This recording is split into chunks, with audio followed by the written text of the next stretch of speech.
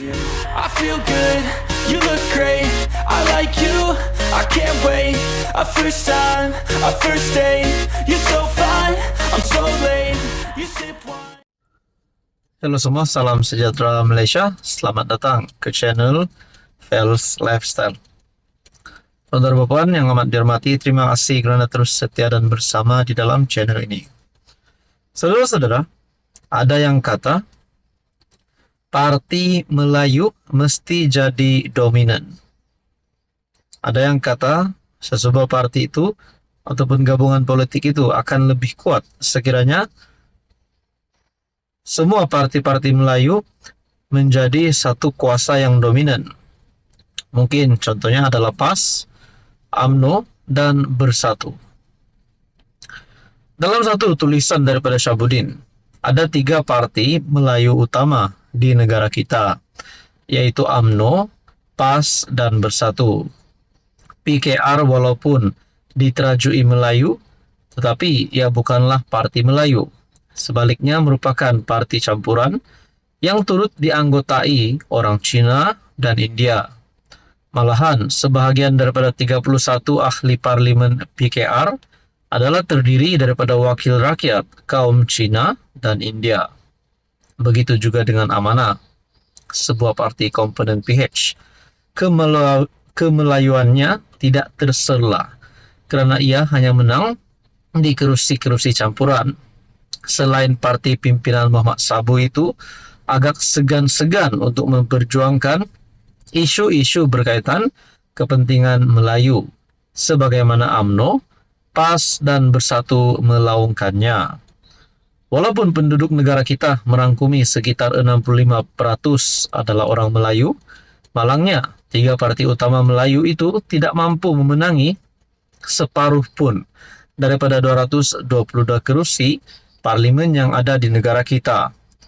PRU 15, UMNO menang 26 kerusi, PAS 43, Bersatu 31. Jumlahnya hanyalah 100 kerusi parlimen. Separuh daripada 222 kerusi parlimen ialah 111, dan jumlah majoriti minimum untuk mana-mana parti atau gabungan untuk membentuk kerajaan adalah 112 kerusi parlimen. Berdasarkan keputusan PRU 15, PH dikatakan hanya mendapat 11% sokongan pengundi Melayu, manakala sokongan lain kepada PH yang menangi 82 kerusi parlimen adalah datangnya daripada kaum lain. Jadi saudara-saudara, di dalam tulisan daripada Syabuddin ini berkata, melalui PRU 16 akan datang, sentimen Melayu Islam secara tidak bertanggung jawab harus dihentikan daripada terus dipermainkan. Ianya tiada cara lain melainkan memastikan kerusi-kerusi Melayu jadi dominan. Kaum lain pastinya lebih selesa jika Melayu yang dominan berbanding jika kaum lain yang mendominasi orang Melayu. Andai kata berlaku situasi buruk yang di luar jangkaan dalam kerajaan, ketiga-tiga parti Melayu, UMNO, PAS, Bersatu, boleh pula berpakat dan bergabung sesama sendiri atas nama kepentingan bersama untuk membentuk kerajaan baru bersama parti di Sabah dan Sarawak yang barangkali tiada masalah untuk saling bekerja sama. Jadi saudara-saudara, adakah UMNO, PAS, dan Bersatu bakal menubuhkan satu gabungan baharu, satu gabungan politik baru yang bakal menumbangkan kerajaan yang ada hari ini? Saudara-saudara, berkaitan dengan ini, apa komen Anda? Dan setelah itu, kalau gabungan UMNO, PAS, Bersatu ini bakal menjadi kenyataan, agak-agaknya siapakah Perdana Menteri yang bakal dinaikkan nanti? Adakah benar-benar PH akan tumbang? Atau sepatutnya perkara ini tidak akan berlaku langsung? Apa komen Anda? Halo semua, salam sejahtera Malaysia. Saudara-saudara yang amat dihormati, selamat datang ke channel Fels Lifestyle. Ini satu berita berkaitan dengan tempoh penjara Najib Razak. Berkemungkinan akan lebih lama lagi sekiranya beliau kalah di dalam beberapa kes mahkamah yang dihadapi beliau. Dan begitu juga beliau boleh dibebaskan sekiranya menang kes mahkamah ataupun mendapat pengampunan penuh. Tapi untuk mendapatkan pengampunan penuh bukanlah satu perkara yang amat mudah. Adakah seseorang pemimpin yang bernama ataupun bergelar Perdana Menteri boleh untuk memperjuangkan kebebasan Najib Razak? Dengan Anwar Ibrahim yang menjadi Perdana Menteri, adakah beliau mempunyai kuasa untuk membebaskan Najib Razak ataupun sekurang-kurangnya memperjuangkan kebebasan Najib Razak?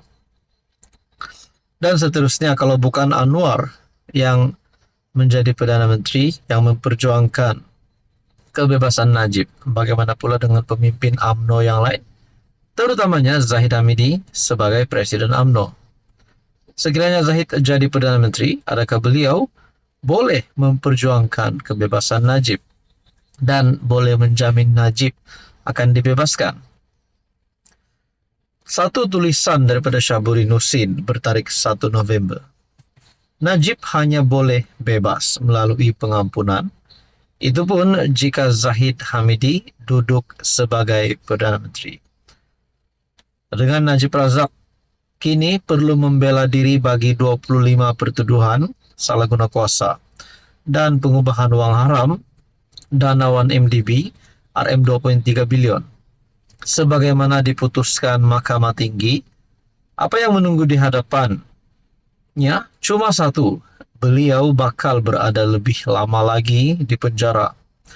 Bagi sabitan bersalah dalam kes SRC, Najib telah dihukum penjara selama 12 tahun dan denda RM 210 juta.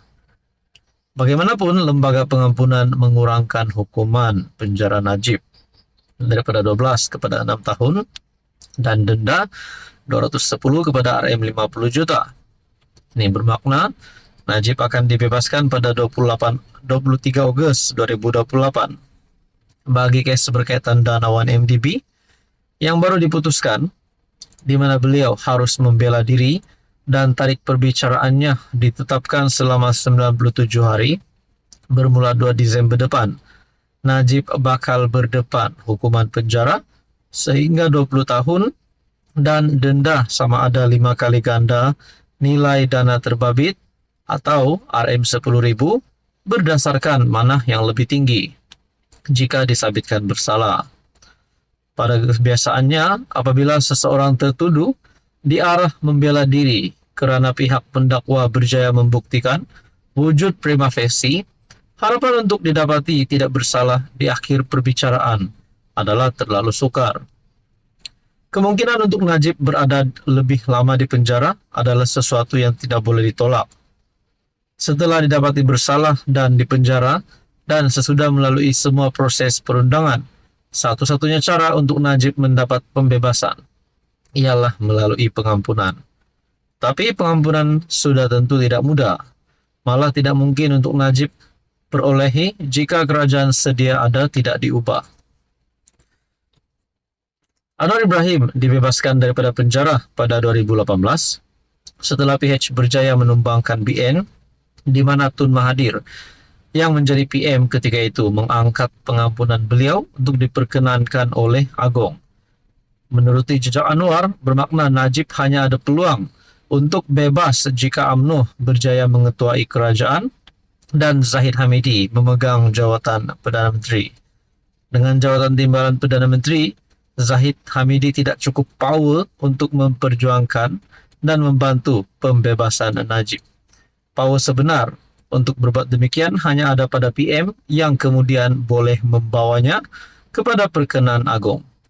Jadi saudara-saudara, adakah dengan ini sepatutnya sebenarnya Zahid Hamidi mempunyai rancangan untuk menjadi Perdana Menteri, sama ada untuk bersama-sama di dalam kerajaan ataupun mungkin bersekutu dengan mana-mana parti yang lain agar beliau dipersetujui oleh pemimpin-pemimpin di bawahnya untuk mengangkat beliau jadi Perdana Menteri untuk menjalankan rancangan ini.